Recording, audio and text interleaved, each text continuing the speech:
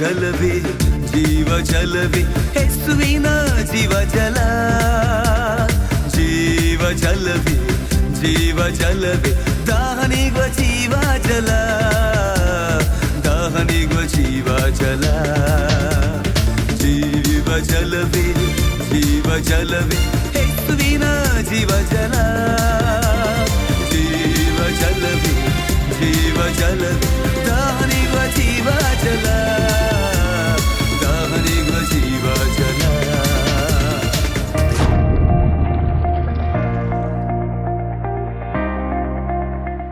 ಪ್ರಿಯರೇ, ಕರ್ತನಾದ ಯೇಸು ಕ್ರಿಸ್ತ ನಾಮದಲ್ಲಿ ನಾನು ಮತ್ತೊಂದು ಆವರ್ತಿ ಜೀವಜಲ ಕಾರ್ಯಕ್ರಮಕ್ಕೆ ನಿಮ್ಮನ್ನು ಸ್ವಾಗತಿಸುವನಾಗಿದ್ದೇನೆ.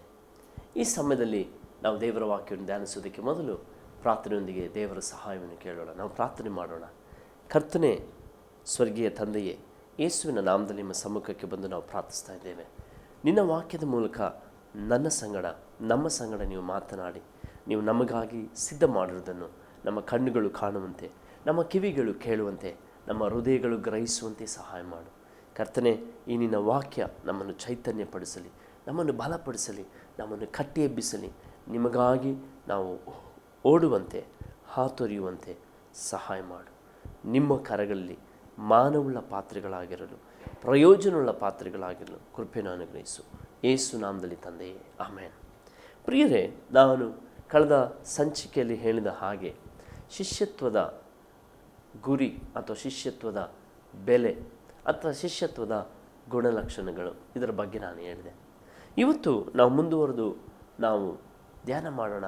ಒಬ್ಬ ಶಿಷ್ಯನಾಗಿರತಕ್ಕವನು ಅವನಲ್ಲಿ ಏನೆಲ್ಲ ಸಂಗತಿಗಳಿರಬೇಕು, ಅವನಲ್ಲಿ ಏನೆಲ್ಲ ಮುಖ್ಯವಾದಂಥ ವಿಷಯಗಳಿರಬೇಕು, ಅವನಲ್ಲಿ ಏನೆಲ್ಲ ತಿರುಳು, ಏನು ಶಿಷ್ಯತ್ವ ಯಾವುದರ ಬಗ್ಗೆ ಹೇಳ್ತದೆ ಎನ್ನುವುದನ್ನು ನಾವು ನೋಡಿಕೊಳ್ಳೋಣ. ಒಂದು ವೇಳೆ ಈ ವಾಕ್ಯ ಭಾಗ ನೀವು ಮೊದಲ ಈ ಸಂಚಿಕೆಯನ್ನು ನೀವು ಇದೇ ಮೊದಲ ಬಾರಿ ನೋಡ್ತಿರೋದಾದರೆ ಕಳೆದ ಸಂಚಿಕೆಯನ್ನು ನೋಡೋದಕ್ಕೆ ಮರಿಬೇಡಿ. ಅದೇ ಸಮಯದಲ್ಲಿ ವಾಕ್ಯ ಭಾಗಕ್ಕಾಗಿ ಲೂಕನ ಈ 14ನೇ ಅಧ್ಯಾಯ 25ರಿಂದ ನಾವು 35ನೇ ವಾಕ್ಯದವರೆಗೂ ನಾವು ನೋಡಿದಂಥ ವಾಕ್ಯ ಭಾಗ. ಇಲ್ಲಿ ಯೇಸು ತನ್ನನ್ನು ಹಿಂಬಾಲಿಸುವಂಥ ಜನರನ್ನು ನೋಡಿದ ಕೆಲವು ಕಾರ್ಯಗಳು ನಾನು ಕಳೆದ ಸಂಚಿಕೆಯಲ್ಲಿ ಮಾತನಾಡುವಾಗ ಹೇಳಿದೆ. ಇವತ್ತು ಶಿಷ್ಯತ್ವ, ನಾವು ಶಿಷ್ಯರಾಗಿರಬೇಕೆನ್ನೋದಾದರೆ ನಮಗೆ ಒಂದು ಗುರಿ ಇರಬೇಕು, ನಮಗೆ ಒಂದು ಉದ್ದೇಶ ಇರಬೇಕು, ನಮಗೊಂದು ದರ್ಶನ ಇರಬೇಕೆಂಬುದಾಗಿ ಅದರ ಕುರಿತಾಗಿ ಕೆಲವು ಸಂಗತಿಗಳನ್ನು ನಾನು ನಿಮ್ಮೊಂದಿಗೆ ಹಂಚಿಕೊಳ್ಳೋದಕ್ಕೆ ಬಯಸ್ತೇನೆ. ಮೊದಲನೇದಾಗಿ, ಒಬ್ಬ ಶಿಷ್ಯನಾಗಿರುವವನು, ಒಬ್ಬ ಶಿಷ್ಯನಾಗಿರತಕ್ಕವನು, ಒಬ್ಬ ಶಿಷ್ಯನಾಗುವವನು ಅಥವಾ ಶಿಷ್ಯನಾಗಿ ಜೀವಿಸುವವನು, ಆತನು ಯೇಸುವಿಗಿಂತ ಹೆಚ್ಚಾಗಿ ಯಾರನ್ನು ಪ್ರೀತಿಸಬಾರದು.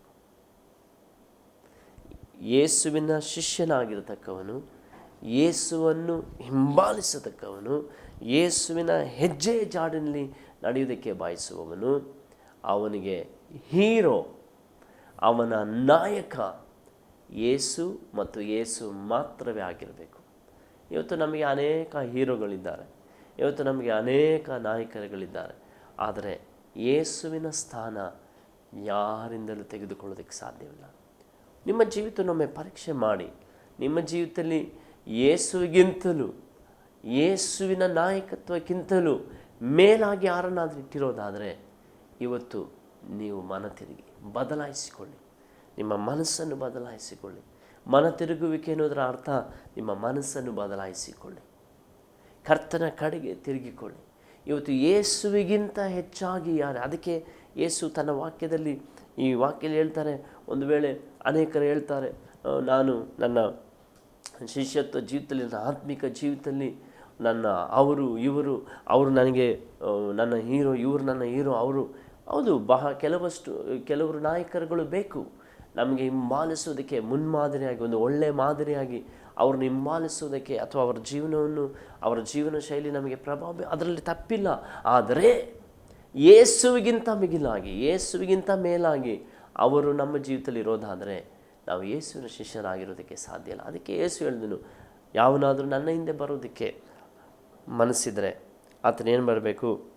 ಯಾವನಾದರೂ ನನ್ನ ಬಳಿಗೆ ಬಂದು ತನ್ನ ತಂದೆ, ತಾಯಿ, ಅಣ್ಣ, ತಮ್ಮ, ಅಕ್ಕ, ತಂಗಿ, ಹೆಂಡತಿ, ಮಕ್ಕಳು, ತನಗಿರುವುದನ್ನೆಲ್ಲ ಆತನು ಹಾಗೆ ಮಾಡದಿದ್ದರೆ, ಆತನು ಬಿಟ್ಟು ಬಿಡದಿದ್ದರೆ ಆತ ನನ್ನ ಶಿಷ್ಯನಾಗಿರೋದಕ್ಕೆ ಸಾಧ್ಯ ಇಲ್ಲ. ಅಂದರೆ ಫಸ್ಟ್, ಮೊದಲನೇ ಸ್ಥಾನ, ನಮ್ಮ ಜೀವಿತದ ಮೊದಲನೇ ಸ್ಥಾನ, ನಮ್ಮ ಜೀವಿತದಲ್ಲಿ ಮೊಟ್ಟ ಮೊದಲ ಆದ್ಯ ಸ್ಥಾನ ಅದು ಯೇಸುವಿಗೆ ಮಾತ್ರ ನಮ್ಮ ಜೀವಿತದಲ್ಲಿ ಇರಬೇಕು.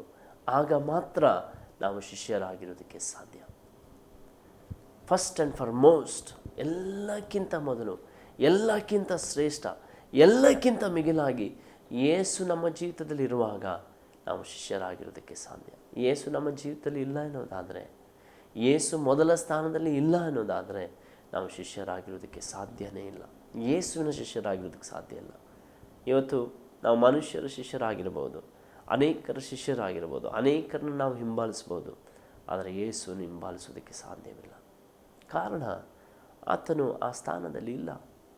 ಇವತ್ತೊಂದು ವೇಳೆ ಯೇಸುವಿಗೆ ಯಾವ ಸ್ಥಾನ ಇದೆ, ಯೇಸು ನಿಮ್ಮ ಜೀವಿತದಲ್ಲಿ ಎಲ್ಲಿದ್ದಾರೆ ಪರೀಕ್ಷೆ ಮಾಡಿಕೊಳ್ಳಿ. ನಿಮ್ಮ ಆತ್ಮಿಕ ಜೀವಿತದಲ್ಲಿ ಬೆಳವಣಿಗೆಯನ್ನು ಕಾಣ್ತಾ ಇಲ್ಲ ಎಂಬುದಾಗಿ ಹೇಳೋದಾದರೆ, ನಿಮ್ಮ ಆತ್ಮಿಕ ಜೀವಿತದಲ್ಲಿ ನೀವು ಮುಂದುವರಿಯೋದಕ್ಕೆ ಸಾಧ್ಯ ಆಗ್ತಾ ಇಲ್ಲ ಎಂಬುದಾಗಿ ಹೇಳೋದಾದರೆ, ನಿಮ್ಮ ಆತ್ಮಿಕ ಜೀವಿತದಲ್ಲಿ ನೀವು ಅನೇಕ ಸಮಯದಲ್ಲಿ ಪದೇ ಪದೇ ಬಿದ್ದು ಹೋಗ್ತಾ ಇದ್ದೀರಿ, ಸೋತು ಹೋಗ್ತಾ ಇದ್ದೀರಿ, ಕುಗ್ಗಿ ಹೋಗ್ತಾ ಇದ್ದೀರಿ ಎಂಬುದಾಗಿ ಹೇಳೋದಾದರೆ, ನಿಮ್ಮ ಜೀವಿತದಲ್ಲಿ ಮೊದಲನೇ ಸ್ಥಾನದಲ್ಲಿ ಯಾರಿದ್ದಾರೆ? ಮನುಷ್ಯರನ್ನು ನಾವು ಹಿಂಬಾಲಿಸೋದಾದರೆ, ಮನುಷ್ಯರನ್ನು ಅವರನ್ನು ನಾವು ನೋಡೋದಾದರೆ, ಮನುಷ್ಯರು ಬೀಳುವಾಗ ನಾವು ಬೀಳುವ ಸಾಧ್ಯತೆ ಇದೆ. ಅವರು ತಪ್ಪು ಮಾಡುವಾಗ ನಾವು ಎಡವುವ ಸಾಧ್ಯತೆ ಇದೆ. ಅವರು ತಪ್ಪಾದ ತೀರ್ಮಾನ ತೆಗೆದುಕೊಳ್ಳುವಾಗ ನಾವು ತಪ್ಪಾದ ತೀರ್ಮಾನ ತೆಗೆದುಕೊಳ್ಳೋದಕ್ಕೆ ಸಾಧ್ಯ ಇದೆ. ಆದರೆ ಯೇಸು ಆ ರೀತಿ ಅಲ್ಲ. ಆತನು ಪರಿಪೂರ್ಣನು, ಆತನಲ್ಲಿ ಯಾವ ಕೊರತೆಯೂ ಇಲ್ಲ, ಆತನಲ್ಲಿ ಯಾವ ಪಾಪವೂ ಇಲ್ಲ, ಆತನಲ್ಲಿ ಯಾವ ಸಮಸ್ಯೆ ಇಲ್ಲ. ಬೈಬಲ್ ಹೇಳ್ತೆ ಆತನು ಯಜ್ಞದ ಕುರಿಯಾದತನು, ಕಳಂಕವಿಲ್ಲದ ಯಜ್ಞದ ಕುರಿಯಾದತನು, ನಿಷ್ಕಳಂಕವಾದ, ಆತನ ಯಾವ ಕಳಂಕವೂ ಇಲ್ಲ. ಹಾಗಾದರೆ ನಮ್ಮ ಜೀವಿತದಲ್ಲಿ ಮೊದಲನೇ ಸ್ಥಾನ, ನಮ್ಮ ಆತ್ಮಿಕ ಜೀವಿತದಲ್ಲಿ ಮೊದಲನೇ ಸ್ಥಾನ, ಎಲ್ಲಕ್ಕಿಂತ ಮೊದಲು ಯೇಸು ಇರಬೇಕು. ನಿಮ್ಮ ಜೀವಿತವನ್ನು ಪರೀಕ್ಷೆ ಮಾಡಿ, ನಿಮ್ಮ ಜೀವಿತದಲ್ಲಿ ಪರೀಕ್ಷಿಸಿ, ಯೇಸು ನಿಮ್ಮ ಜೀವಿತದಲ್ಲಿ ಮೊದಲನೇ ಸ್ಥಾನದಲ್ಲಿ ಇದ್ದಾರಾ? ಯೇಸು ನಿಮ್ಮ ಜೀವಿತದಲ್ಲಿ ಮೊದಲನೇದಾಗಿದ್ದಾರಾ? ಯೇಸು ನಿಮ್ಮ ಜೀವಿತದಲ್ಲಿ ಪ್ರಥಮ ಸ್ಥಾನದಲ್ಲಿ ಇದ್ದಾರಾ? ಒಂದು ವೇಳೆ ಪ್ರಥಮ ಸ್ಥಾನದಲ್ಲಿ ಇಲ್ಲ ಅನ್ನೋದಾದರೆ, ಇವತ್ತು ಆತನಿಗೆ ಪ್ರಥಮ ಸ್ಥಾನವನ್ನು, ಆದ್ಯ ಸ್ಥಾನವನ್ನು ಕೊಡಿ. ಇದು ಒಬ್ಬ ಶಿಷ್ಯನಾಗಿರತಕ್ಕವನಿಗೆ, ಯೇಸುವನ್ನು ಹಿಂಬಾಲಿಸತಕ್ಕವನಿಗೆ ಇರಬೇಕಾದ ಗುಣ. ಎರಡನೇದಾಗಿ ಒಬ್ಬ ಶಿಷ್ಯನಾಗಿರತಕ್ಕವನಿಗೆ ಇರಬೇಕಾದಂಥ ಗುಣ ಏನೆಂಬುದಾಗಿ ಹೇಳೋದಾದರೆ, ಆತನು ದರ್ಶನ ಉಳ್ಳವನಾಗಿರಬೇಕು. ತನ್ನ ಶಿಷ್ಯತ್ವದ ದರ್ಶನ ಏನು? ಇವತ್ತು ನಾನು ನಿಮ್ಮನ್ನು ಕೇಳೋದಕ್ಕೆ ಬಯಸ್ತೇನೆ, ನಿಮ್ಮ ಜೀವಿತಕ್ಕೆ ಒಂದು ದರ್ಶನ ಇದೆಯಾ? ನಿಮ್ಮ ಜೀವಿತದಲ್ಲಿ ನೀವು ದರ್ಶನ ಉಳ್ಳವರಾಗಿದ್ದೀರಾ? ನಿಮ್ಮ ಜೀವಿತದ ದರ್ಶನದ ಕುರಿತಾಗಿ ಹೇಳಿಕೆ ಇದೆಯಾ? Are you made a statement, vision statement for your life? ನಿಮ್ಮ ಜೀವಿತಕ್ಕೆ ಒಂದು ದರ್ಶನದ ಹೇಳಿಕೆಯನ್ನು ಮಾಡಿದ್ದೀರಾ? ಒಂದು ವೇಳೆ ಅದರ ಬಗ್ಗೆ ಕೇಳಿಲ್ಲ, ಅದರ ಬಗ್ಗೆ ಗೊತ್ತಿಲ್ಲ ಅನ್ನೋದಾದರೆ, ಇವತ್ತು ನೀವು ಇರುವ ಸ್ಥಳದಲ್ಲಿ, ನೀವಿರುವಂಥ ಸ್ಥಳದಲ್ಲಿ ಪ್ರಾರ್ಥನೆ ಮಾಡಿ ದೇವರಿಗೆ ಕೇಳಿ, ದೇವರೇ, ನನ್ನ ಜೀವನಕ್ಕೆ ನೀನು ಇಟ್ಟಿರುವ ದರ್ಶನ ಏನು? ಯಾವುದಕ್ಕಾಗಿ ನೀವು ನನ್ನನ್ನು ಕರೆದಿದ್ದೀರಿ? ಏನು ಮಾಡುವುದಕ್ಕಾಗಿ ನೀವು ನನ್ನನ್ನು ಕರೆದಿದ್ದೀರಿ? ನೆನಪಿಡಿ ಪ್ರಿಯರೇ, ನಮ್ಮ ಜೀವಿತದಲ್ಲಿ ದರ್ಶನ ಇಲ್ಲ ಅನ್ನೋದಾದರೆ ನಾವು ಮುಂದೆ ಹೋಗೋದಕ್ಕೆ ಸಾಧ್ಯ ಇಲ್ಲ. ಜ್ಞಾನೋಕ್ತಿ ಪುಸ್ತಕದಲ್ಲಿ ನಾವು ಈ ರೀತಿಯಾಗಿ ನೋಡ್ತೇವೆ, ದೇವದರ್ಶಕರಿಲ್ಲದಿರುವಲ್ಲಿ ಜನರು ಅಂಕೆ ಮೀರಿ ನಡೀತಾರೆ. ದರ್ಶನ ಇಲ್ಲದೆ ಇರುವಾಗ ನಾವು ಮೀರಿ ಹೋಗುವ ಸಾಧ್ಯತೆ ಇದೆ. ದರ್ಶನ ಇಲ್ಲದಿರುವಾಗ ನಾವು ದಾರಿ ತಪ್ಪುವ ಸಾಧ್ಯತೆ ಇದೆ. ದರ್ಶನ ಇಲ್ಲದಿರುವಾಗ ನಾವು ಬೇರೆ ಮಾರ್ಗದಲ್ಲಿ ಹೋಗೋ ಸಾಧ್ಯತೆ ಇದೆ. ದರ್ಶನ ನಮ್ಮನ್ನು ಒಂದೇ ಪಥದಲ್ಲಿ, ಒಂದೇ ಮಾರ್ಗದಲ್ಲಿ ಹೋಗುವುದಕ್ಕೆ ಸಹಾಯ ಮಾಡ್ತದೆ. ಒಂದು ವೇಳೆ ನಿಮ್ಮ ಜೀವಿತದಲ್ಲಿ ಆಗಾಗ ಚಂಚಲ ಮನೋಭಾವ, ಆಗಾಗ ನೀವು ಒಂದನ್ನು ಮಾಡೋದು, ಮತ್ತೊಂದನ್ನು ಮಾಡೋದು, ಇನ್ನೊಂದನ್ನು ಮಾಡೋದು, ಈ ರೀತಿಯಾಗಿರೋದಾದರೆ ನಿಮ್ಮ ಜೀವನವನ್ನು ಪರೀಕ್ಷೆ ಮಾಡಿ. ನಿಮಗೆ ದರ್ಶನ ಇದೆಯಾ? ಆ ದರ್ಶನ ಇರೋದಾದರೆ ನೆನಪಿಡಿ, ದರ್ಶನ ನಮ್ಮ ಜೀವಿತವನ್ನು ಸರಳ ಮಾಡುತ್ತೆ. ನಮ್ಮ ಜೀವಿತವನ್ನು ಒಂದು ಕಡೆ ಅದಕ್ಕೆ ಆಂಗ್ಲದಲ್ಲಿ ಒಂದು ನಾಣ್ಣುಡಿ ಇದೆ, jack of all master of none. ಅಂದರೆ ಎಲ್ಲದರಲ್ಲೂ ಇವರಿರೋದು ಎಲ್ಲದರಲ್ಲಿಯೂ ತಮ್ಮನ್ನು ತೊಡಗಿಸಿಕೊಳ್ಳೋದು, ಆದರೆ ಯಾವುದರಲ್ಲೂ ಪರಿಣಿತರಲ್ಲ. Jack of all master of none. ಇವತ್ತು ನಮ್ಮನ್ನು ಪರೀಕ್ಷೆ ಮಾಡಿಕೊಳ್ಳೋಣ, ನಿಮ್ಮನ್ನು ಪರೀಕ್ಷೆ ಮಾಡಿಕೊಳ್ಳಿ. ನೀವು ಕೂಡ ಎಲ್ಲದರಲ್ಲೂ ನಿಮ್ಮನ್ನು ತೊಡಗಿಸಿಕೊಂಡಿದ್ದೀರಾ? ಯಾವುದರಲ್ಲೂ ಪರಿಣಿತರಾಗದೇ ಇದ್ದೀರಾ? ಪಕ್ವವಾಗದೇ ಇದ್ದೀರಾ? ಒಂದು ವೇಳೆ ಹಾಗೆ ಇರೋದಾದರೆ ದೇವರನ್ನ ಕೇಳಿ, ದೇವರೇ, ನಾನು ಆಚೆ ಈಚೆ ಗಾಳಿಯಿಂದ ಬಡ್ಕೊಂಡು ಹೋಗುವ ವ್ಯಕ್ತಿ ಆಗಿರದೆ ನನಗೆ ಒಂದು ದರ್ಶನ ಕೊಡು, ನನಗೊಂದು ಗುರಿ ಕೊಡು, ನನಗೊಂದು ಯೋಜನೆ ಕೊಡು, ನನಗೊಂದು ಮಾರ್ಗದರ್ಶನ ಕೊಡು. ಜೀವಿತದ ಕೊನೆ ಉಸಿರಿರುವವರೆಗೂ ನಿನಗಾಗಿ ನಂಬಿಗಸ್ತನಾಗಿ ಓಡೋದಕ್ಕೆ ಸಹಾಯ ಮಾಡು. ನೆನಪಿಡಿ, ದರ್ಶನ ಮಾತ್ರ ನಮ್ಮನ್ನು ಗುರಿಯ ಕಡೆಗೆ ನಡೆಸ್ತದೆ. ದರ್ಶನ ಇಲ್ಲದೆ ಹೋದರೆ ನಾವು ಎಲ್ಲಿಗೆ ಹೋಗ್ತೇವೆ, ಯಾಕೆ ಹೋಗ್ತೇವೆ, ಹೇಗೆ ಹೋಗ್ತೇವೆ ಎಂಬ ಮಾಹಿತಿ ನಮಗಿರೋದಿಲ್ಲ. ಇವತ್ತು ನಿಮ್ಮ ಜೀವಿತದಲ್ಲಿ ದೇವರ ಬಳಿ ಕೇಳಿ. ನಾನಾಗಲೇ ಆರಂಭದಲ್ಲಿ ಹೇಳಿದೆ, ಮೊದಲನೇ ಸ್ಥಾನ ಯೇಸು ಇರಬೇಕು. ಎರಡನೇದಾಗಿ ನಿಮಗೊಂದು ದರ್ಶನ ಇರಬೇಕು. ದರ್ಶನ ಇದ್ದರೆ ಸಾಲೋದಿಲ್ಲ. ಮೂರನೇದಾಗಿ ನೀವು ಯೇಸುವಿನ ಶಿಷ್ಯರಾಗಿರಬೇಕೆನ್ನುವುದಾದರೆ, ಯೇಸುವಿನ ಮಾರ್ಗದಲ್ಲಿ, ಯೇಸುವಿನ ಹಾದಿಯಲ್ಲಿ, ಯೇಸುವಿನ ಹೆಜ್ಜೆ ಜಾಡಲ್ಲಿ ನೀವು ನಡೆಯಬೇಕೆನ್ನುವುದಾದರೆ ನಿಮಗೆ ದರ್ಶನದ ಜೊತೆಗೆ ಆ ದರ್ಶನವನ್ನು ಪೂರ್ತಿಗೊಳಿಸಲಿಕ್ಕೆ ಬೇಕಾದ ಗುರಿ ಇರಬೇಕು, ಗೋಲ್ ಇರಬೇಕು. ಅಂದರೆ ದೇವರು ಕೊಟ್ಟಿರುವಂಥ ದರ್ಶನ ಯಾವಾಗಲೂ ನಮ್ಮ ಸ್ವಂತ ಬಲದಿಂದ, ನಮ್ಮ ಸಾಮರ್ಥ್ಯದಿಂದ ಪೂರ್ತಿಗೊಳಿಸೋದಕ್ಕೆ ಸಾಧ್ಯ ಇಲ್ಲ.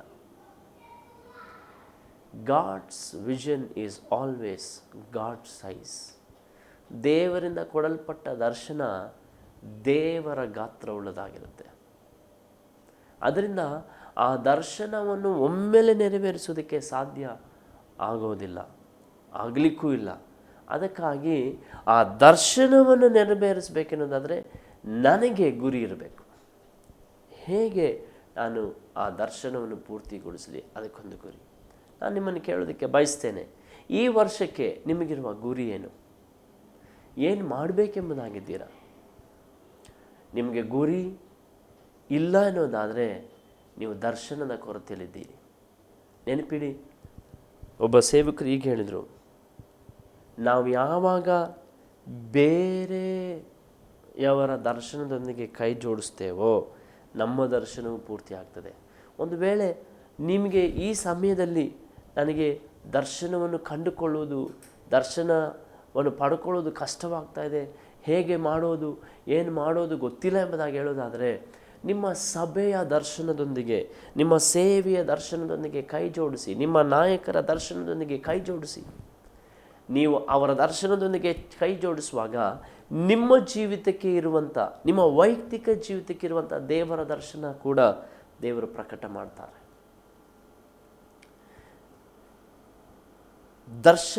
ಯಾರು ದರ್ಶನ ಉಳ್ಳುವರಾಗಿರ್ತಾರೋ ಆ ಒಳ್ಳೆಯ ದರ್ಶನದೊಂದಿಗೆ ಕೈ ಜೋಡಿಸಿ. ನೆನಪಿಡಿ, ನಾವು ಯಾವಾಗ ಬೇರೆಯವರ ದರ್ಶನದೊಂದಿಗೆ ಪಾಲ್ಗಾರ ಆಗ್ತೇವೋ, ಯಾವಾಗ ಬೇರೆಯವರ ದರ್ಶನದೊಂದಿಗೆ ನಾವು ಕೈ ಜೋಡಿಸ್ತೇವೋ, ನಮ್ಮ ದರ್ಶನ ಕೂಡ ಅದು ನೆರವೇರಲಿಕ್ಕೆ ಆರಂಭವಾಗ್ತದೆ, ನಮ್ಮ ದರ್ಶನ ಕೂಡ ಪ್ರಕಟವಾಗಲಿಕ್ಕೆ ಆರಂಭವಾಗ್ತದೆ. ಅದರಿಂದ ನಿಮಗೆ ಗುರಿ ಇಲ್ಲ ಅನ್ನೋದಾದರೆ ದರ್ಶನದ ಕೊರತೆ ಇದೆ. ಅದರಿಂದ ನಾನು ಹೇಳಿದ ಹಾಗೆ ನಿಮಗೆ ಒಂದು ಗುರಿ ಬೇಕೆನ್ನೋದಾದರೆ ದರ್ಶನ, ರಿಯಲಿಸ್ಟಿಕ್ ಆಗಿರಿ, ಅಂದರೆ ತುಂಬ ಪ್ರಾಯೋಗಿಕವಾಗಿರಿ. ಏನು ಮಾಡಬಹುದು, ಸುಮ್ಮನೆ ನಾನು ಅಷ್ಟು 10,000 ಜನರಿಗೆ ಅದು ಮಾಡ್ತೀನಿ, ಇದು ಮಾಡ್ತೀನಿ, ಹಾಗೆ ಮಾಡ್ತೀನಿ ಎಂಬುದಾಗಿ ಹೇಳಿದೆ. ನಿಮ್ಮ ಸಭಾಪಾಲಕರ ದರ್ಶನದೊಂದಿಗೆ, ನಿಮ್ಮ ಸಭೆಯ ದರ್ಶನದೊಂದಿಗೆ ಸೇರಿ ಚಿಕ್ಕ ಚಿಕ್ಕ ಗುರಿಗಳನ್ನು ಸಾಧಿಸ್ತಾ ಹೋಗಿ, ಚಿಕ್ಕ ಚಿಕ್ಕ ಸಂಗತಿಗಳನ್ನು ಮಾಡ್ತಾ ಹೋಗಿ, ನಿಮಗೆ ದೇವರು ಕೊಟ್ಟಿರುವಂಥ ನಾಯಕರ ಸಂಗಡ ಇದ್ದುಕೊಂಡು ಅವರ ಎಲ್ಲ ಕಾರ್ಯಗಳಲ್ಲಿ ನೀವು ಕೈ ಜೋಡಿಸ್ತಾ ಹೋಗಿ, ದೇವರು ನಿಮ್ಮನ್ನು ನಂಬಿಗಸ್ತರದ್ದು ಎಡಿಸಿ ನಿಮ್ಮ ಜೀವಿತದಲ್ಲಿ ಇಟ್ಟಿರುವ ತನ್ನ ಯೋಜನೆಯನ್ನು ನಿಮಗೆ ಪ್ರಕಟಪಡಿಸ್ತಾನೆ. ಯಾಕೆಂದರೆ ದೇವರು ನಿಮಗೆ ಕೊಡಲ್ಪಟ್ಟಿರುವ ನಾಯಕ, ದೇವರು ನಿಮಗೆ ಕೊಡಲ್ಪಟ್ಟಿರುವ ಸಭಾಪಾಲಕ ದೇವರಿಂದ ದರ್ಶನವನ್ನು ಪಡ್ಕೊಂಡಿದ್ದಾನೆ. ನೀವು ಅವರ ದರ್ಶನದಲ್ಲಿ ನೀವು ಕೈ ಜೋಡಿಸುವಾಗ ನೀವು ದೇವರು ಕೊಟ್ಟಿರುವ ದರ್ಶನಕ್ಕೆ ಸಹಕಾರಿಗಳಾಗಿದ್ದೀರಿ. ದೇವರು ನಿಮ್ಮನ್ನು ನೋಡ್ತಾರೆ, ನನ್ನ ಮಗನಿಗೆ ನಾನು ಕೊಟ್ಟ ದರ್ಶನದಲ್ಲಿ ಈಕೆ ಪಾಲುಗಾರಳಾಗಿರೋದ್ರಿಂದ ನಾನು ಈಕೆಗೆ ಕೂಡ ಆಕೆಯ ಜೀವಿತಕ್ಕೆ, ಆತನ ಜೀವಿತಕ್ಕೆ ನನ್ನ ದರ್ಶನವನ್ನು ಪ್ರಕಟಪಡಿಸ್ತೇನೆ. ಗುರಿ ಯಾವಾಗಲೂ ಕೂಡ, ನಾನು ಹೇಳಿದೆ ಮೊದಲನೇದಾಗಿ ನಾವು ಮೊದಲ ಸ್ಥಾನ ಯೇಸುವಿಗೆ ಕೊಡಬೇಕು. ಎರಡನೇದಾಗಿ ನಮಗೆ ದರ್ಶನ ಇರಬೇಕು. ಮೂರನೇದಾಗಿ ನಮಗೆ ಗುರಿ ಇರಬೇಕು. ಈ ಗುರಿ ಯಾವಾಗಲೂ ದರ್ಶನವನ್ನು ನೆರವೇರಿಸುವುದಕ್ಕೆ ಅದು ಅನುಕೂಲವಾಗುವ ರೀತಿಯ ಗುರಿ ಆಗಿರಬೇಕು. ಅನುಕೂಲವಾಗುವಂಥ ಗುರಿ ಆಗಿರಬೇಕು. ಉದಾಹರಣೆಗೆ, ತುಂಬ ದಡೂತಿಕಾಯ, ತುಂಬ ದಪ್ಪ ಇರುವಂಥ ವ್ಯಕ್ತಿ, ಒಂದು ಆಲೋಚನೆ ಮಾಡೋಣ, ಒಂದು 150 kg ತೂಕ ಇದ್ದಾರೆ. ಅವ್ರ ಗುರಿ 100 kg ಆಗಬೇಕು. ಅವರು ಒಂದೇ ದಿನದಲ್ಲಿ ಓಡಿ, ಒಂದೇ ದಿನದಲ್ಲಿ ಎಲ್ಲ ಕಡೆ ಸುತ್ತಿ, ಒಂದೇ ದಿನದಲ್ಲಿ ಊಟ ಬಿಡೋದಾದರೆ ಅವ್ರ ತೂಕ ಕಳ್ಕೊಳ್ಳಿಕ್ಕೆ ಸಾಧ್ಯ ಆಗುತ್ತಾ? ನನ್ನ ಪ್ರಕಾರ ಅಲ್ಲ, ನಿಮ್ಮ ಪ್ರಕಾರ ಅಲ್ಲ, ವೈದ್ಯಶಾಸ್ತ್ರ ಪ್ರಕಾರ ಅಲ್ಲ, ಯಾರ ಪ್ರಕಾರನೂ ಸಾಧ್ಯ ಇಲ್ಲ. ಕಾರಣ, ಅವರು ತಗೊಂಡಿರುವ ಗುರಿ ಒಂದು ದಿನದಲ್ಲಿ ಆಗುವಂಥದ್ದಲ್ಲ. ಹಂತವಾಗಿ ಅವರ ಗುರಿಯನ್ನು ತಲುಪೋದಕ್ಕೆ ಯೋಜನೆ ರೂಪಿಸಬೇಕು. ಅವರು ಅಧಿಕವಾಗಿ ತಿನ್ನುವಂಥ ವ್ಯಕ್ತಿಯಾಗಿದ್ದರೆ ಮೊದಲು ತಿನ್ನುವುದನ್ನು ಕಡಿಮೆ ಮಾಡಬೇಕು. ಅವರು ಅಧಿಕವಾಗಿ ಸಕ್ಕರೆಯನ್ನು ಸೇವಿಸುವ ವ್ಯಕ್ತಿಯಾಗಿದ್ದರೆ ಎಲ್ಲ ಸಿಹಿಯನ್ನು ನಿಲ್ಲಿಸಬೇಕು. ಅವರಿಗೆ ಯಾವುದು ಬಹಳ ಪ್ರಿಯವಾಗಿದೆಯೋ ಆ ಸಂಗತಿಗಳನ್ನು ಹಂತವಾಗಿ ಕಡಿಮೆ ಮಾಡ್ತಾ ಹೋಗಿ. ನಾನು ಯಾಕೆ ಇದನ್ನು ಹೇಳ್ತಾ ಇದ್ದೇನೆ ಉದಾಹರಣೆಗೆ ಅಂದರೆ, ನಮ್ಮ ಜೀವಿತದಲ್ಲಿ ಒಂದು ಗುರಿ ಇರುವಾಗ ಅದು ಯಾವಾಗಲೂ ಪ್ರಾಯೋಗಿಕವಾಗಿರಲಿ. ಸುಮ್ಮನೆ ಅದೇ ನಾನು ಹೇಳ್ದಾಗೆ ಒಂದೇ ದಿನದಲ್ಲಿ 50 kg ತೂಕ ಕಡಿಮೆ ಮಾಡಿಬಿಡ್ತೇನೆ, ಒಂದೇ ದಿನದಲ್ಲಿ ಇದನ್ನೆಲ್ಲ ಮಾಡಿ, ಒಂದು ದಿನದಲ್ಲಿ ಆಗುವಂಥದ್ದಲ್ಲ. ಹಂತವಾಗಿ ನಿಮ್ಮ ಗುರಿಗಳನ್ನು ನೀವೇನು ಮಾಡ್ತಾ ಹೋಗಿ ಅದನ್ನು ರೂಪಿಸುತ್ತಾ ಹೋಗಿ, ಅದಕ್ಕೆ ಅದನ್ನು ಇನ್ನೂ ಕೂಡ ಬೆಳೆಸ್ತಾ ಹೋಗಿ, ಅದನ್ನು ಇನ್ನೂ ಕೂಡ ನೀವು ಶಾರ್ಪ್ ಮಾಡುತ್ತಾ, ಹದ ಮಾಡುತ್ತಾ, ಹರಿತ ಮಾಡುತ್ತಾ ಹೋಗಿ. ನಿಮ್ಮ ಗುರಿ ತುಂಬ ಪ್ರಾಕ್ಟಿಕಲ್ ಆಗಿ, ತುಂಬ ಪ್ರಾಯೋಗಿಕವಾಗಿ ತಲುಪುವಂಥದ್ದಾಗಿರಬೇಕು. ಉದಾಹರಣೆಗೆ, ನೀವು ಪ್ರಾರ್ಥನೆ ಮಾಡಲಿಕ್ಕೆ ಸಾಧ್ಯ ಆಗ್ತಿಲ್ಲ ಅನ್ನೋದಾದರೆ, ಸತ್ಯ ಓದಲಿಕ್ಕೆ ಸಾಧ್ಯ ಆಗ್ತಾಯಿಲ್ಲ ಅಂತ ಹೇಳಿದ್ರೆ, ಪ್ರಾಯೋಗಿಕವಾಗಿ ಒಂದು 10 ನಿಮಿಷ ಪ್ರಾರ್ಥಿಸ್ತೇನೆಂಬುದಾಗಿ ತೀರ್ಮಾನ ಮಾಡಿ. 10 ನಿಮಿಷ ಅಥವಾ 1 ಅಧ್ಯಾಯ ಬಿಡದೆ ಸತ್ಯವೇದ ಓದ್ತೇನೆಂಬುದಾಗಿ ತೀರ್ಮಾನ ಮಾಡಿ. ಕನಿಷ್ಠ ನೀವು ಸುವಾರ್ತೆಯನ್ನು ಸಾರ್ತಾ ಇಲ್ಲ ಎಂಬುದಾಗಿ ಹೇಳೋದಾದರೆ, ನೀವು ಕನಿಷ್ಠ ವಾರದಲ್ಲಿ ಒಬ್ಬರಿಗಾದರೂ ಸುವಾರ್ತೆಯನ್ನು ಸಾರ್ತೇನೆಂಬುದಾಗಿ ತೀರ್ಮಾನ ಮಾಡಿ. ಇದನ್ನು ನೀವು ಹಾಗೆ ಬೆಳೆಸ್ತಾ ಹೋಗ್ಬೋದು. ಅದರಿಂದ ನಾನು ಹೇಳಿದ ಹಾಗೆ ನಿಮಗೊಂದು ಗುರಿ ಇರಬೇಕು. ನೀವು ಶಿಷ್ಯರಾಗಿರಬೇಕೆನ್ನೋದಾದರೆ, ಯೇಸುವಿನ ಶಿಷ್ಯರಾಗಿ ಲೋಕದಲ್ಲಿ ಜೀವಿಸಬೇಕೆನ್ನೋದಾದರೆ, ಯೇಸು ಪ್ರಥಮ ಸ್ಥಾನದಲ್ಲಿರಬೇಕು. ಯೇಸುವಿನಿಂದ ದರ್ಶನ ಉಳ್ಳವರಾಗಿರಬೇಕು. ನೀವು ಯೇಸುವಿಗಾಗಿ ಒಂದು ಆ ಶಿಷ್ಯತ್ವದಲ್ಲಿ ದೇವರು ಕೊಟ್ಟಿರುವ ದರ್ಶನವನ್ನು ಪೂರ್ತಿ ಮಾಡೋದಕ್ಕಾಗಿ ನಿಮಗೊಂದು ಗುರಿ ಇರಬೇಕು. ಗುರಿ ಇಲ್ಲದಿದ್ದರೆ ನಾವು ತಲುಪೋದಕ್ಕೆ, ದರ್ಶನವನ್ನು ಪೂರ್ತಿಗೊಳಿಸೋದಕ್ಕೆ ಸಾಧ್ಯ ಇಲ್ಲ. ಅದರಿಂದ ನಿಮ್ಮ ಜೀವಿತವನ್ನು ಪರೀಕ್ಷೆ ಮಾಡಿಕೊಳ್ಳಿ. ಅದೇ ಸಮಯದಲ್ಲಿ ನೀವು ಈ ಗುರಿ, ಇಲ್ಲಿ ನೋಡಿ, ಯೇಸು ಸ್ವಾಮಿ ತನ್ನ ಈ ವಾಕ್ಯದಲ್ಲಿ ಇದೆಲ್ಲವನ್ನು ಈ ವಾಕ್ಯದಲ್ಲಿ ನೀವು ನೋಡ್ಬೋದು. 26ನೇ ವಾಕ್ಯ ಓದುವಾಗ ಯೇಸು ಸ್ವಾಮಿ ಹೇಳ್ತಾನೆ, ಇದನ್ನೆಲ್ಲ ನೀವು ಮಾಡಬೇಕೆನ್ನೋದಾದರೆ ನಿಮ್ಮನ್ನು ನೀವು ನಿರಾಕರಿಸಬೇಕು. ಆಮೇಲೆ ಇದು ಬಹಳ ಕಷ್ಟವಾದ ವಿಷಯ. ಅನೇಕ ಸಲ ನಾವು ದೇವರಿಗೆ ಪ್ರಥಮ ಸ್ಥಾನ ಕೊಡಬಹುದು, ದರ್ಶನ ಉಳ್ಳವರಾಗಿರ್ಬೋದು, ಗುರಿ ಉಳ್ಳವರಾಗಿರ್ಬೋದು, ಅನೇಕ ಕಾರ್ಯಗಳು ಮಾಡ್ಬೋದು. ಆದರೆ ನಾವು ನಮ್ಮನ್ನು ನಿರಾಕರಿಸೋದಕ್ಕೆ ಸಿದ್ಧ ಇಲ್ಲ ಎನ್ನುವುದಾದರೆ ನಾವು ಅದನ್ನು ದರ್ಶನವನ್ನು, ಗುರಿಯನ್ನು ತಲುಪೋದಕ್ಕೆ ಸಾಧ್ಯ ಇಲ್ಲ. ಯಾಕಂದರೆ ನೆನಪಿಡಿ, ದರ್ಶನ ಕೆಲವು ಸಮಯದಲ್ಲಿ ನನಗೆ ಅನುಕೂಲವಾಗಿಲ್ಲದೆ ಇರಬಹುದು. ಗುರಿ ಕೆಲವೊಮ್ಮೆ ನನಗೆ ಇಷ್ಟವಾಗದೇ ಇರಬಹುದು, ನನಗೆ ಆಗದೇ ಇರಬಹುದು, ಮಾಡಲಿಕ್ಕೆ ಸಾಧ್ಯವಾಗದೇ ಇರಬಹುದು. ಆದರೆ ಅದನ್ನು ಮಾಡಲೇಬೇಕೆಂಬ ಆ ಒಂದು ಗುರಿ ನೀವು ಛಲ ಇರುವಾಗ ನಿಮ್ಮ ಅನುಕೂಲಗಳನ್ನು, ನಿಮ್ಮನ್ನು ನೀವು ನಿರಾಕರಿಸೋದಕ್ಕೆ ಸಿದ್ಧ ಇರಬೇಕು. ಅದರಿಂದ ಪ್ರಿಯರೇ, ನೀವು ಜೀವಿತದಲ್ಲಿ ಯೇಸುವಿನ ಶಿಷ್ಯರಾಗಿರುವಂಥ ಈ ಗುಣಗಳನ್ನು ಬೆಳೆಸಿಕೊಂಡಿದ್ದೀರಾ? ಈ ಗುಣಗಳು ನಿಮ್ಮಲ್ಲಿ ಇದೆಯಾ? ಈ ಸ್ವಭಾವಗಳು ನಿಮ್ಮಲ್ಲಿ ಇದೆಯಾ? ಒಂದು ವೇಳೆ ಇಲ್ಲ ಎನ್ನುವುದಾದರೆ ದೇವರನ್ನು ಕೇಳಿ. ನಾನು ಮುಂದುವರೆದು ಇದರ ಕುರಿತಾಗಿ ಮುಂದಿನ ಸಂಚಿಕೆಯಲ್ಲಿ ನಾನು ನಿಮ್ಮ ಸಂಗಡ ಮಾತಾಡೋದಕ್ಕೆ ಬಯಸ್ತೇನೆ. ತಪ್ಪದೆ ವೀಕ್ಷಿಸಿ. ಆದರೆ ಅದಕ್ಕಿಂತ ಮೊದಲು ನಾನು ನಿಮಗೋಸ್ಕರ ಪ್ರಾರ್ಥಿಸೋದಕ್ಕೆ ಬಯಸ್ತೇನೆ.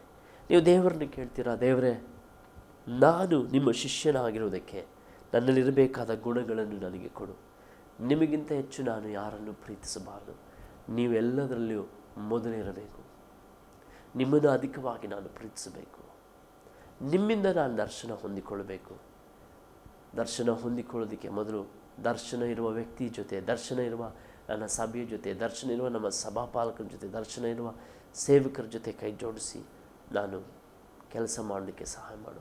ನನಗೆ ಆ ದರ್ಶನವನ್ನು ಪೂರ್ತಿಗೊಳಿಸೋದಕ್ಕೆ ಬೇಕಾದ ಗುರಿಯನ್ನು ಕೊಡು. ಅದೇ ಸಮಯದಲ್ಲಿ ನನ್ನನ್ನು ನಿರಾಕರಿಸೋದಕ್ಕೆ ಸಹಾಯ ಮಾಡು. ಕೇಳೋಣ, ಪ್ರಾರ್ಥನೆ ಮಾಡಿ ದೇವರ ಹತ್ರ ಸಮರ್ಪಿಸಿ ನಾನು ನಿಮಗೋಸ್ಕರ ಪ್ರಾರ್ಥಿಸಲು ಬಯಸ್ತೇನೆ. ಕರ್ತನೇ, ಪರಿಶುದ್ಧನಾದ ದೇವರೇ, ಈ ನಿನ್ನ ವಾಕ್ಯಕ್ಕಾಗಿ ಸ್ತೋತ್ರ. ನೀ ನನ್ನ ಸಂಗಡ, ನಮ್ಮ ಸಂಗಡ ಮಾತನಾಡೋದಕ್ಕಾಗಿ ಸ್ತೋತ್ರ. ದೇವರೇ, ಒಬ್ಬ ಶಿಷ್ಯನಾಗಿರತಕ್ಕವನಿಗೆ ಇರಬೇಕಾದ ಗುಣಗಳ ಬಗ್ಗೆ ನೀವು ಹೇಳಿದ್ದೀರಿ. ಆ ಗುಣಗಳು ನಮ್ಮಲ್ಲಿ ಕಾಣಬರುವುದಕ್ಕೆ ಸಹಾಯ ಮಾಡು. ನಾವು ಆ ಶಿಷ್ಯತ್ವದ ಮಾರ್ಗದಲ್ಲಿ ನಡೆಯುವುದಕ್ಕೆ, ಬೆಳೆಯುವುದಕ್ಕೆ, ಜೀವಿಸುವುದಕ್ಕೆ ಕೃಪೆಯನ್ನು ಅನುಗ್ರಹಿಸು. ಯಾರೆಲ್ಲ ಈ ಸಮಯದಲ್ಲಿ ಈ ವಾಕ್ಯಕ್ಕೆ ತಮ್ಮನ್ನು ಒಪ್ಪಿಸಿಕೊಟ್ಟು ಪ್ರಾರ್ಥಿಸ್ತಾ ಇದ್ದಾರೋ ಅವರನ್ನು ನೀವು ಅನುಗ್ರಹಿಸು, ಅವರನ್ನು ನೀವು ಆಶೀರ್ವದಿಸು. ನಿಮ್ಮ ನಾಮ ಇವರ ಮೂಲಕ ಮಹಿಮೆ ಹೊಂದಲಿ ಎಂಬುದಾಗಿ ಕೇಳಿಕೊಳ್ತಾ ಇದ್ದೇನೆ. ನಿಮ್ಮ ಚಿತ್ತ ಇವರ ಜೀವಿತದಲ್ಲಿ ನೆರವೇರಲಿ ಎಂಬುದಾಗಿ ಪ್ರಾರ್ಥಿಸ್ತಾ ಇದ್ದೇನೆ. ಈ ವರ್ಷ ಇವರು ಆತ್ಮೀಕವಾಗಿ ಬೆಳೆಯುವಂತೆ, ಅನೇಕರಿಗೆ ಆಶೀರ್ವಾದವಾಗಿರುವಂತೆ ಕೃಪೆ ಮಾಡಿ. ಯೇಸುವಿನ ನಾಮದಲ್ಲಿ ತಂದೆಯೇ, ಆಮೇನ್. ದೇವರು ನಿಮ್ಮನ್ನು ಆಶೀರ್ವದಿಸಲಿ. ಪ್ರಿಯರೇ, ಮುಂದಿನ ಸಂಚಿಕೆಯಲ್ಲಿ ನಾನು ಮುಂದುವರೆದ ಭಾಗವನ್ನು ನಿಮ್ಮೊಂದಿಗೆ ಹಂಚಿಕೊಳ್ತೇನೆ. ಅದೇ ಸಮಯದಲ್ಲಿ ಈ ಸಂಚಿಕೆ ನಿಮಗೆ ಆಶೀರ್ವಾದವಾಗಿರೋದಾದರೆ ನೀವು ಈ ಪರದಲ್ಲಿ ಕಾಣುವಂಥ ಸಂಖ್ಯೆಗೆ ಕರೆ ಮಾಡಿ ಅಥವಾ ಇಮೇಲ್ ಕಳಿಸಿ ಇದನ್ನು ಅನೇಕರಿಗೆ ಪರಿಚಯ ಮಾಡಿ. ಒಂದು ವೇಳೆ ಈ ಪರದಲ್ಲಿ ಕಾಣ್ತಿರುವಂಥ ವಿಳಾಸದಲ್ಲಿ ನೀವು ಸಭೆಯನ್ನು ಆರಾಧನೆಗಾಗಿ ಬಯಸೋದಾದರೆ ಈ ಸ್ಥಳದಲ್ಲಿ ನೀವು ಬರೋದಕ್ಕೆ ನಾವು ನಿಮ್ಮನ್ನು ಆದರದಿಂದ ಸ್ವಾಗತಿಸ್ತೇವೆ. May God bless you. ದೇವ ನಿಮ್ಮನ್ನು ಆಶೀರ್ವದಿಸಲಿ. ಕಾಣೋಣ. ಜೀವ ಜಲವೇ, ಜೀವ ಜಲವೇ, ಯೇಸುವಿನ ಜೀವ ಜಲ. ಜೀವ ಜಲವೇ, ಜೀವ ಜಲವೇ, ದಾಹನಿಗುವ ಜೀವ ಜಲ, ದಾಹನಿಗುವ ಜೀವ ಜಲ. ಜೀವ ಜಲವೇ, ಜೀವ ಜಲವೇ, ಯೇಸುವಿನ ಜೀವ ಜಲ. ಜೀವ ಜಲವೇ, ಜೀವ ಜಲವೇ, ದಾಹನಿಗುವ ಜೀವ ಜಲ, ದಾಹನಿಗುವ ಜೀವ ಜಲ. ಯೇಸು ಕ್ರಿಸ್ತನ ಪ್ರೀತಿಯು ನಮ್ಮನ್ನು ಸೆಳೆದು ಎಲ್ಲ ಪಾಪದಿಂದ ಬಿಡಿಸಿ ತನ್ನಲ್ಲಿ ಬೆರೆಯುವಂತೆಯೋ ಈ ಲೋಕವನ್ನು ಮರೆಯುವಂತೆಯೋ ಮಾಡುವಂಥದ್ದಾಗಿದೆ.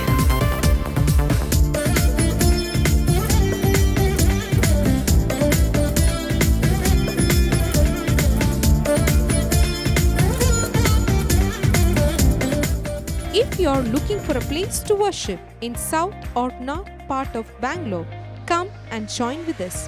Address: Kingdom Revival Fellowship, number 109, 2nd floor, Kachikena-Halli, Bangalore Main Road, Yelahanka, Bangalore 560064. Worship on Sunday morning 7:30 to 9:30 a.m. Life group on Thursday evening 7 p.m. to 8 p.m. Fasting prayer on Friday 6 p.m. to 9 p.m. Kormangla South, Kingdom Revival Fellowship, Jehovah Shalom, number 422 bar 1, 1st floor, Church Road, Malapareddy Layout, 8th block, Kormangla, Bangalore. Worship on Sunday morning 11 a.m. to 1 p.m. Life group on every Tuesday evening 7 p.m. to 8 p.m. Bible study on Wednesday evening 6:30 to 8 p.m. Fasting prayer on Friday morning 11 a.m. to 2 p.m. For more details, contact 890-4820-725, 9844 550 512.